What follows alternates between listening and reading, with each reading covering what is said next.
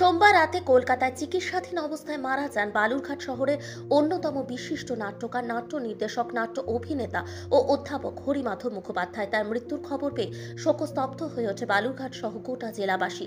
মঙ্গলবার দুপুর থেকে বিকেল পর্যন্ত শেষ শ্রদ্ধা জানাতে ত্রিতীর্থ নাট্য সংস্থা, বালুরঘাট কলেজ ও ওনার বাড়িতে ভিড় করে সাধারণ মানুষ। এদিন দুপুরে কলকাতা থেকে প্রথমেই বাড়িতে আনা হয় মরদেহ। এরপর মরদেহ নিয়ে যাওয়া হয় বালুরঘাট কলেজে। সেখান থেকে মিছিল করে সোজা আনা হয় ত্রিতীর্থে। শেষ যাত্রায় পা মেলালেন এক ঝাঁক বিশিষ্ট নাট্যকার, নাট্যপ্রেমী থেকে শুরু করে এক ঝাঁক জনপ্রতিনিধিরা।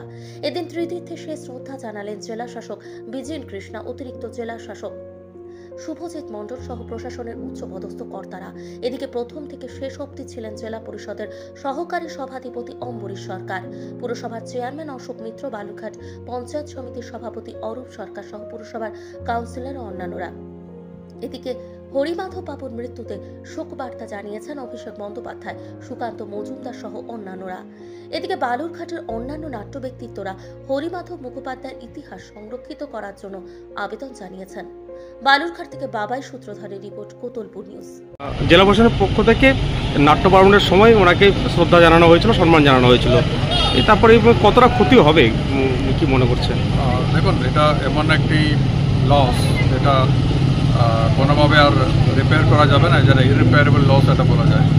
তো কিন্তু যেভাবে বালুরঘাট বা গোটা দক্ষিণ দিনাজপুর জেলায় ওনাকে এখন বিদায় দিচ্ছি, আপনি দেখতে পাচ্ছেন অনেক লোক, সমস্ত স্তরের মানুষ এসছেন। তো ওনার আত্মা শান্তি পান, এটা আমরা কামনা করছি। এবং ওনার যে ইনিশিয়েটিভ যেটা উনি নিয়েছেন সেটা ক্যারি ফরওয়ার্ড করার জন্য প্রচুর লোক আছেন এখানে। তো ওনারই কন্ট্রিবিউশনস তো সবসময় অ্যালাইভ থাকবে। যদি উনি আমাদের মধ্যে না থাকলে ওনার ওয়ার্কস, ওনার যে সব তো একদম দিয়ে থাকবে। ওনার যে কাজ সেগুলো প্রিজার্ভ করে রাখার কথা অনেকেই দাবি তুলছেন জেলা প্রশাসন। সেটা আমরা আলোচনা করে নেব। এই মুহূর্তে ওটা নিয়ে কথা বলতে পারবো না।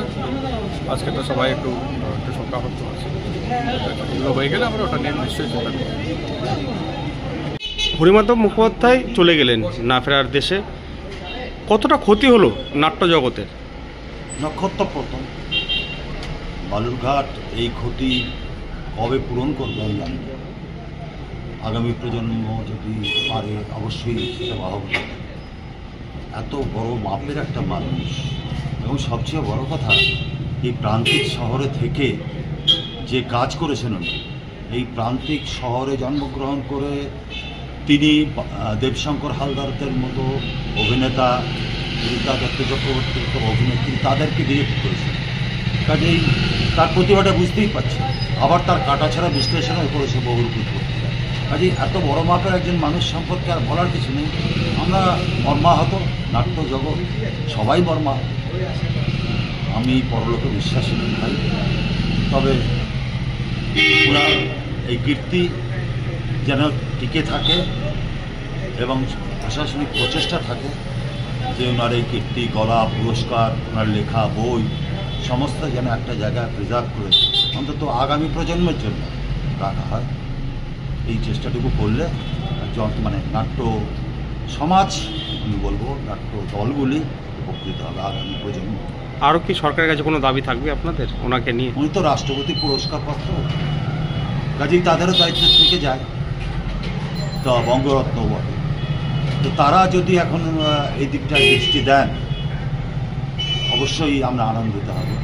কারণ সবচেয়ে বড় কথা, আমি আগেই বললাম যে প্রান্তিক একটা শহর থেকে বালুরঘাটের লোক, তিনি এত বড় কীর্তি করলেন, কাজেই এর কোনো তুলনা হয় না। আগামী প্রজন্ম পারলে খুশি হব, এটুকুই বলতে চাই। আপনার নামটা একটু বলবেন? কৃষ্ণ নিয়োগ।